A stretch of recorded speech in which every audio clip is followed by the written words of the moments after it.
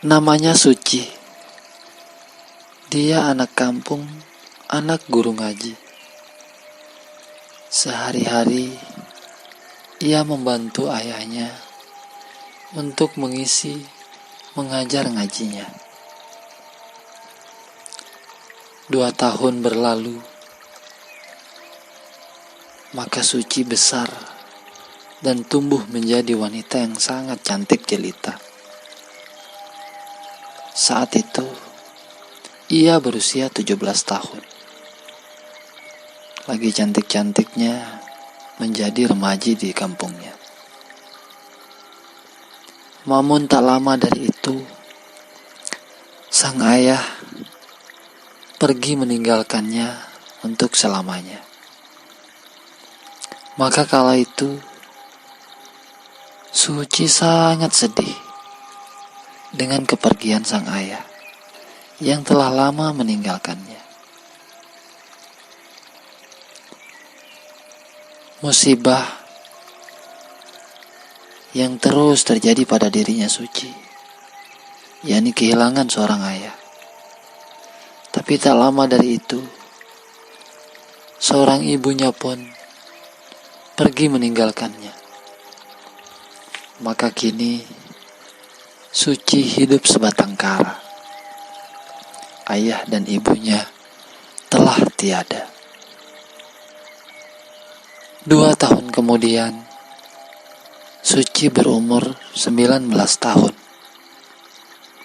Karena hidup di kampung tidak bisa merubah hidupnya Suci, maka Suci pun memutuskan diri untuk pergi keluar kota. Alasannya ingin merubah hidupnya, karena sudah tidak ada lagi yang perlu dipertahankan dan diperjuangkan di kampungnya.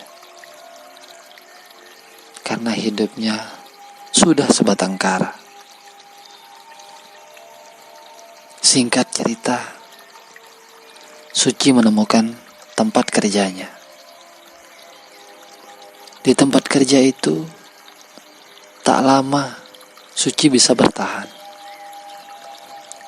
Karena gajinya yang begitu rendah, yang membuat Suci tidak bisa membeli keinginannya. Tak lepas dari itu, Suci pun akhirnya memilih tempat kerja yang berbeda.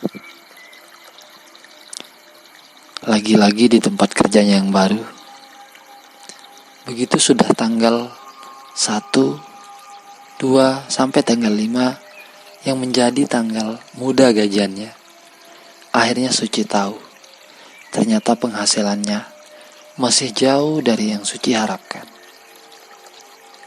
Maka suatu malam, Suci pun mulai lebih berani bergaul dengan teman-temannya yang lain. Waktu itu, dengan teman kos tempat Suci tinggal waktu di rantauan. Pada saat itu, Suci berada di Bali. Seiring waktu berjalan,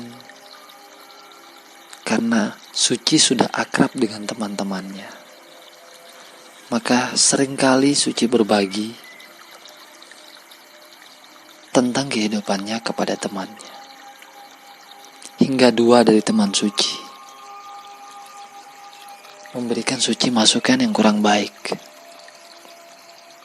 Selalu memberikan nasihat kepada Suci. Hidup ini kan butuh uang. Masa bodoh kamu harus pikirkan dirimu.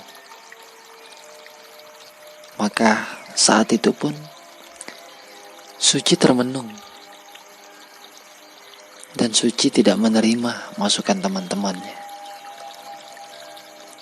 Maka 1 minggu setelah itu, lagi-lagi Suci harus bergaul dengan temannya.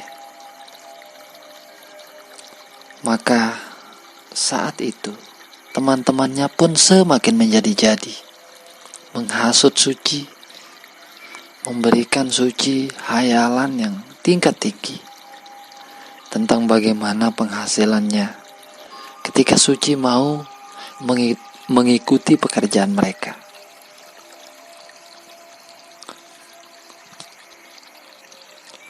Maka tiba saatnya, setelah Suci mempertimbangkan semuanya, akhirnya Suci pun mau ikut bekerja dengan temannya.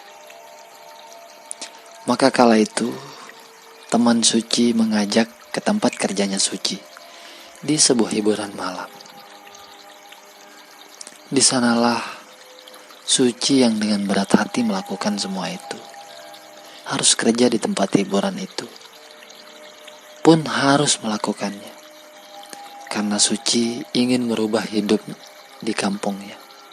Ia ingin membuktikan suatu saat nanti ketika ia sudah pulang ke kampungnya, ia akan membuktikan kepada orang-orang di sekelilingnya bahwa ia telah sukses, bisa punya apa yang dia inginkan, dan bisa membeli apa yang dia inginkan. Namun, beberapa bulan setelah Suci mulai kerja dan mulai mengenal laki-laki si hidung belang yang lambat laun membuat keimanan Suci menjadi berkurang. Bahkan Suci pun udah mulai jarang bersujud kepada Sang Pencipta. Gayanya pun sudah mulai berbeda.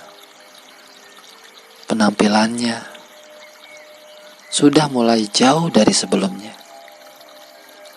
Yang dimana Suci yang dulu sangat culun, yang solehah, kini berubah karena tempat kerjanya yang mengharuskan semua perubahan terjadi pada dirinya. 1 tahun kemudian, Suci pun sudah mulai 100% berubah dari biasanya. Bahkan ia di tempat kerjanya menjadi rebutan para hidung belang. Maka pada suatu malam, ketika si hidung belang itu menginginkan Suci untuk ditemaninya, ia selalu memberikan Suci uang yang lumayan banyak, hingga membuat Suci sampai terus melakukan hal itu.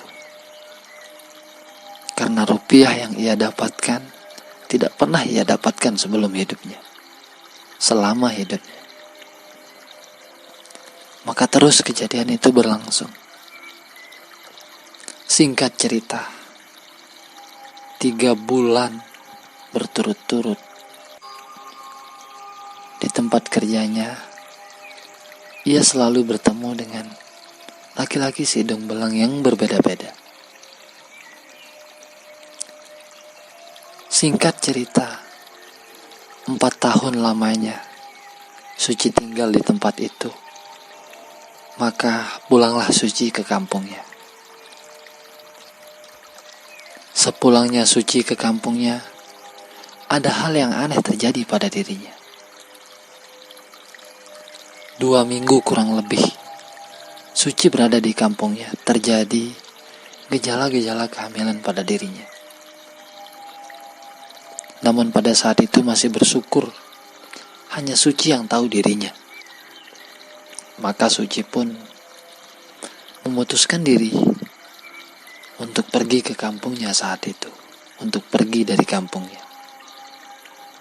Karena ia tidak mau statusnya kala itu ditahu oleh orang-orang kampungnya. Secara finansial memang betul bahwa Suci sudah bisa memiliki mobil dan memiliki perhiasan dan banyak lagi aset-aset yang menjadi bukti kepada orang-orang kampungnya bahwa ia telah sukses dan bisa menggapai apa yang dia inginkan. Namun keadaan itu terbalik. Suci yang dianggap oleh kebanyakan orang sedang senang-senangnya, ternyata menangis, lagi teriris hatinya dengan keadaannya.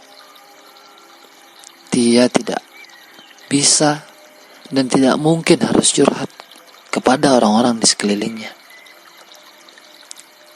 Kala itulah Suci harus merenung sendiri dan menyesali apa yang ia telah lakukan selama ini.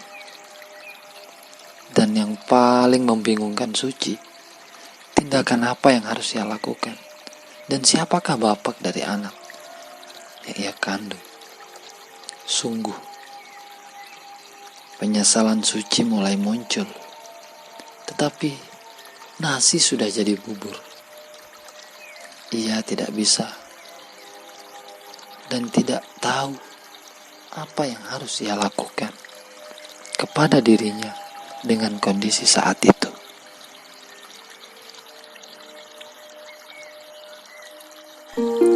Terima kasih telah tonton video ini. Kisah-kisah yang ada di video ini murni kisah nyata kehidupan. Karena itulah pesan kami, ambil positifnya, buang jauh-jauh negatifnya.